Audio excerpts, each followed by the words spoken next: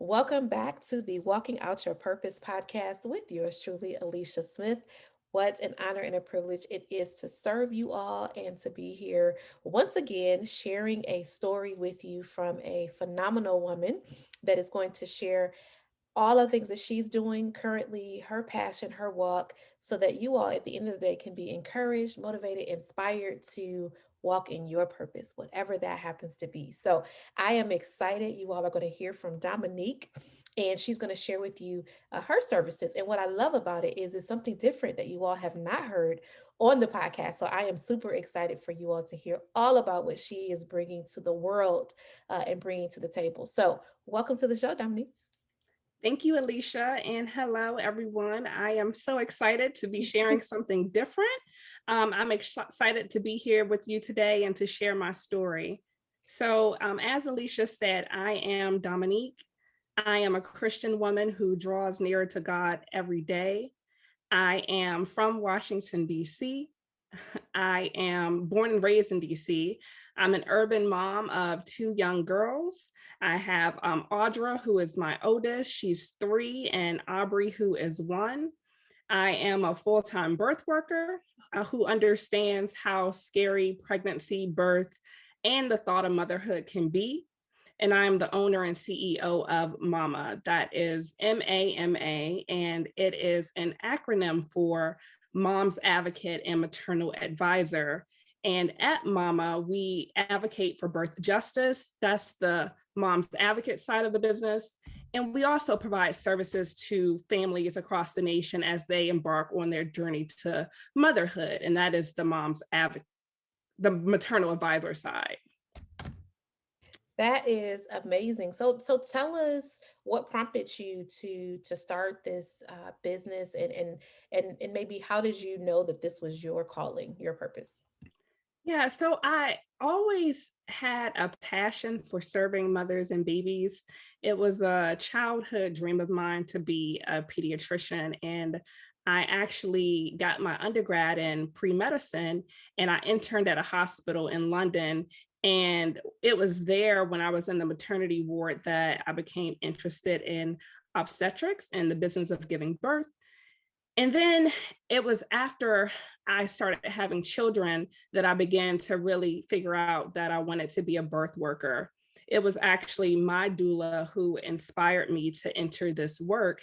So after I had my second child, I began the journey to become a birth worker.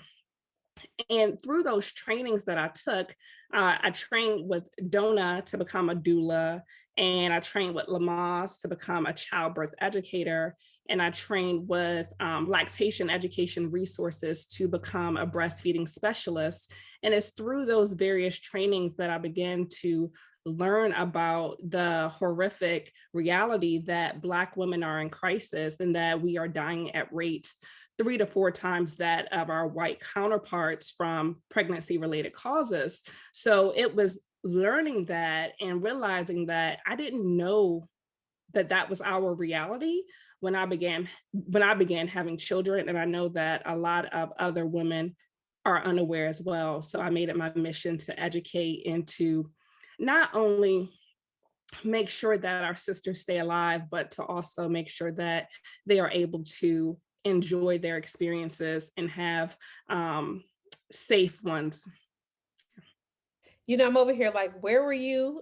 Look, 9 years ago with my my son, and almost 3 years ago with my baby. No, I think that's awesome and amazing. And tell us, like, in this pandemic, are these services virtual as well? How does that work, or how have you had to pivot with the pandemic?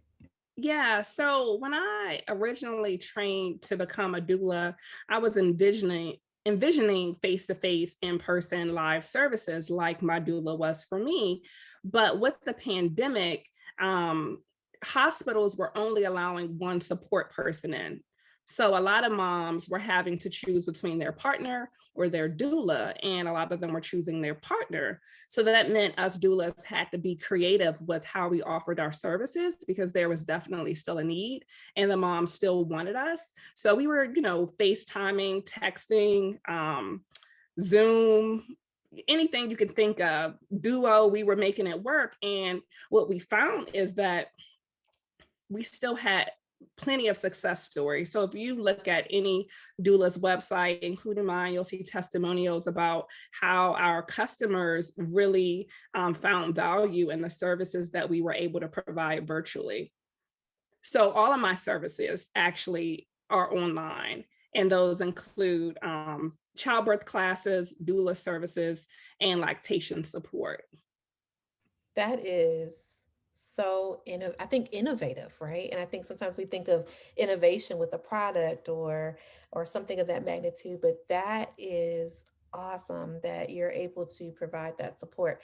So maybe help us with some myths maybe, or something that you think people don't know. And you talked a little bit about it earlier about our rates and how we're doing worse than others, but maybe is there anything else that you would say people just don't know and why they should elect to have a doula? Yeah, so I think the biggest myth that people think is that um, their partners can provide the same level of service as a doula. And I think what we often fail to realize is that while it's our birthing journey and story, it's theirs as well. And it's new. And even if it's the second or third child, it's still a different experience because every pregnancy is different.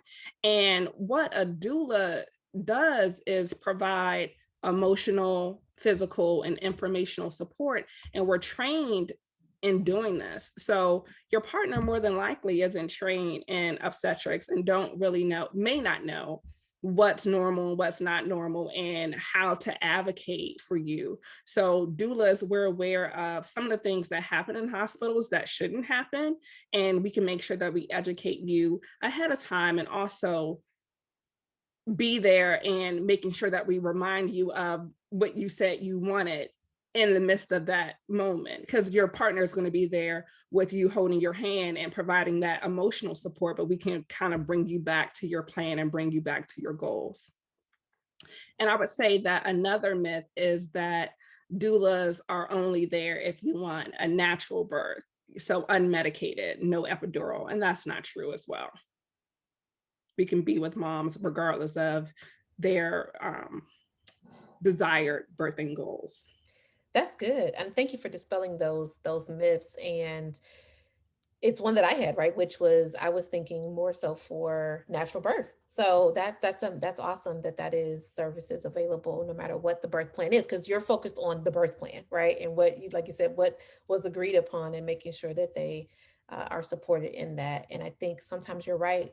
They need the advocate because when you're in pain, or all these things are happening, and the nurse is just telling you one thing, and you just do it because you feel like they know the most, right? And you don't have the Yeah, support. yeah, Yeah. yeah.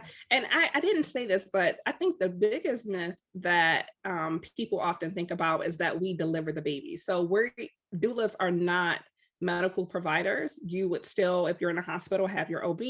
If you're having a home birth, have your midwife. And we're there just for you. We're not there to deliver your baby. We're there to provide you with support. And while we educate you on what birth could look like and give you information about how to create your birth plan. A plan is just a plan, so it's not set in stone. You have to be flexible, and things change. So I think that I just want to make sure that I'm not saying that we make you execute your plan. We allow you to create the plan, and we're there to help you execute it as best as you can, but also there to encourage you to be forgiving of yourself and to allow yourself to make changes as you need to make changes because it's your experience. And we're just there to make sure that you're as happy and safe and peaceful as you can be. Awesome. That is awesome. So, what have been some challenges? What have been with starting your business, and maybe even with working with different people or different clients? Kind of what have you run into as a business owner? Yeah, so I think the biggest challenge for me, honestly, has been my confidence and self doubt fear of branching out on my own, fear of leaving, my good job to, do what it is I feel God has created me to do. Um, and those fears can often be exacerbated by other people's fear. So your family, your friends who might say, girl, don't leave that job. But I actually am doing this work full time now, and I'm really excited about it. I think one of the initial challenges with the work was trying to figure out how to make it work virtually, but I figured it out as well as lots of other doulas around the country. And is this space, is it focused on like word of mouth and people sharing their experience with other moms, or how do you market it, right? Just for those that may be listening that may be interested in something like this, or just in general, like starting a business where they you have to market it, right? You have to get people. So how have Yeah. you approached that? Well, it is a business. So you definitely want to think about how you're going to market it. But it is word of mouth. So I have my doula friends, my trainers, the people who I've trained within the different aspects of birth work, and being in those communities. You often have a doula who may say, I have a client here, can you take her? Or um, I know someone who's interested in this type of care. I heard that you are good at this. Can you do that? So there's definitely that word of mouth. However, because my services are virtual, I'm planning more to do like online marketing and Facebook ads and that types of stuff. And what I really encourage my audience to do is to share out the information that I release so people can just start to learn my name. And I think that what I really want to make sure that is that the information shared is not just for moms. Like I said before, we are in crisis. Our sisters are dying, and it's going to take educating the whole community to make sure that change happens. So that's aunties, that's grandmas, that's uncles, that's daddies, that's partners. Whoever is a mama and or a mama supporter can find value in the information that's shared. So word of mouth definitely, but also doing some online promotions, and also not just promotions, but sharing of information and educating the community. And as you start to provide value, people start to wonder, who is she? Yeah. That's good, and I totally agree. And one question I would have for you is, you mentioned that you believe this is what God has called you to do. What evidence or what makes you feel confident in that? Because I know a lot of people, right? They often struggle with, what is my purpose? What's my calling? I like a lot of things, but for you, what has that experience been of how you've been able to nail that down? Yeah, that's funny because that was me not too long ago. I like a lot of things. I'm good at a lot of things. I had worked um, for a nonprofit organization for the past 13 years. And it was so far removed from my calling that there were times that I felt like I didn't know if I would ever get back to or find what it was that God created me to do, but I knew that that was not it. And it was funny, not funny because I actually got laid off, but the job had talked about layoffs, and they gave us, I think, like 4 to 5 months notice. And my family and friends were saying, well, we're going to pray that you don't lose that job. And I was like, no, no, please don't pray for that. Because I really wanted the time to be able to focus on my business. Um, and looking back, I can see that I always knew, or I was shown early on, that this was my purpose. As I said before, I had my undergrad in biology. I wanted to be a pediatrician, but somehow I made my way to internship in a maternity ward. And then, here I am 13 years, or more than 13 years later, but a ton of years later, back in this space, right? And it's something that I could talk about all day. And I can, I'm in so many mommy groups on Facebook that I just scroll and, respond to, moms, their questions, their concerns, and offer support. I could do that all day. So when you find something that you can do regardless of if you're getting paid, and it keeps a smile on your face, it makes you happy, it makes you feel good in the inside, it makes you want to tell your friends and family, like, this is what I'm doing. I think that's how you know when it's your calling. All right, you all, you hear that, and that's something that we constantly talk about. Is God will reassure you of what it is that you're called to do, and I love the idea that it's something that you will do no matter if you get paid or not, right?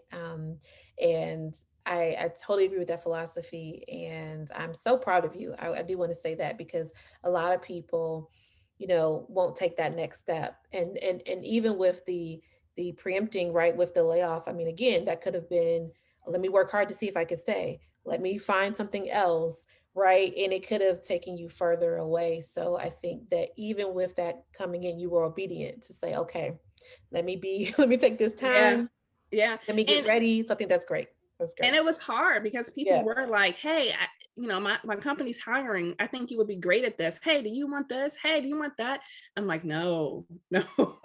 No, I need to focus because it's something that I was called to do and I have to do it. Very good. So tell us where people can find the services, how they can get connected with you. And I love that you said that this is also for people that want to support others, right? That may be in Yeah. the journey, or just want to be educated, so that they can support mothers or their cousins or aunts or what have you, right? So tell people how they can get in touch with you.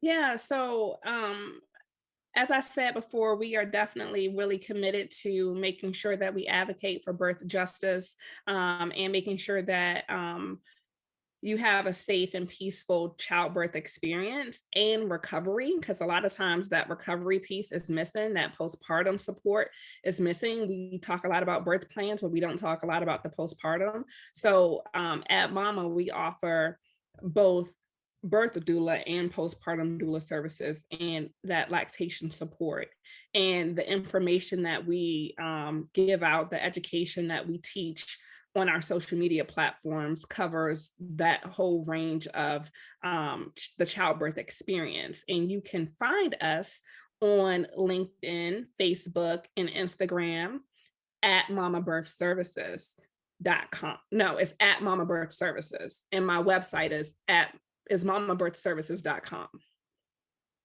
And for those of you who would like some tips to help you have a peaceful and safe childbirth experience, I have a free guide that you can download. Again, it's free and you can get it at mamabirthservices.com/pregnancy. All right, very good. We definitely want to make sure that we put that in the show notes and on YouTube on the comment section to make sure folks look at that. And that's amazing. So what I want to leave off on is how important is your faith in what it is that you do, and also in running your business. How important is that, and how do you connect those two things? My faith is actually really important to me personally, and also really important to the work that I do, the birth work that I do. Um, I'm not perfect, but I try to make sure that every day I start my days off with my morning devotionals. I listen into Rock City Church with Pastor Mike McClure Jr. And I just start my days that way, and it keeps me uplifted and energized and reminded that I'm doing work that God created me to do. It's also really important to me because God is the creator, and dealing with moms as they bring life into the world. God is in all of that, right? So he's in everything that I do. And before I provide any type of services to my clients, I pray that God allows me to do and say things that are of him and that can bring support and value to the experience, because it's such a sacred time. I just want to make sure that I'm always bringing value and always just being mindful of that space. That's excellent. And I said I was gonna leave there, but I do want you to share with the person that's listening or watching this, that is, they know what it is. They know what the calling is. They feel comfortable and confident in that, but they're fearful, right? Because you said, hey, that was me, some Hmm. time ago. So maybe encourage that person, just some encouraging words for them to step out on faith and to do what God has called them to do. Yeah. So I think a lot of times, like you said before, Alicia, a lot of times we wonder what it is that God created us to do. And I think the only real way to know is to ask Him, right? So to pray and ask Him what it is. What is it that I should be doing? What did you call me to do? And listen, you'll be amazed how God speaks to you in so many different ways through so many different people. If you just have your eyes, ears, and heart open, you'll hear him and you'll see him. And I think that if you have any questions about the work that you're beginning to do, just to continue to pray for confirmation, you'll see him move. Amen. Amen. I am a living witness. And just one thing that I want to share, in addition to what Dominique just shared, is you have to try, right? Faith Yeah. without works is dead. And you won't people that are successful, people that have walked in their calling, or are walking in their calling, it's not without failures, it's not without falling down, it's not without making mistakes, and figuring it out. So I want to encourage you all to just take the first step, right? Try it out, see if that is what God is calling you to do.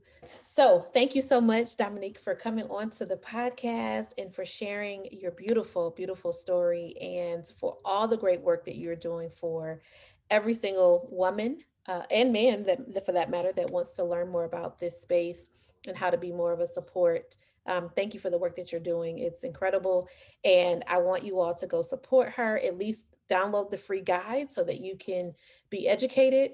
And also, if you have a need for services, or you know someone that is in need of services, please share her information. So thank you, Dominique.